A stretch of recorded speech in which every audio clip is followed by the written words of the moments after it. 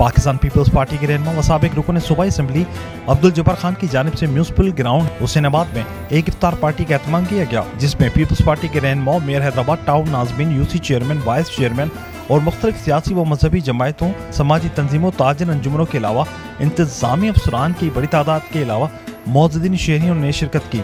इफ्तार party की तकरीब से सूबाई वज़ीर आपाशी जाम खान शुरू, मेयर काशिफ शुरू, साबिक MP अब्दुल जब्बार खान, यूसी के वाइस चेयरमैन फैसल जब्बार खान, सैयद फयाज शाह व दीगर ने खिताब करते हुए कहा कि रमज़ान का महीना ईसार, मोहब्बत और रवादारी का महीना है। हर साल की तरह इस साल भी इफ्तार पार्टी का एहतमाम करके माजी की रिवायत को बरकरार रखा गया है। उनका मजीद कहना था कि पीपल्स पार्टी को जानबूझकर हैदराबाद से हरवाया गया। जीतने वालों को भी पता है उन्हें कितने वोट मिले हैं और हारने वाले भी इस बात से बखूबी वाकिफ हैं कि उन्हें किस तरह हरवाया गया। हल्के की अवाम हर हाल में हमारे साथ हैं, क्योंकि हमने अपने हल्के में बेलौस अवामी खिदमत की है और रिकॉर्ड तरक्याती काम करवाए हैं।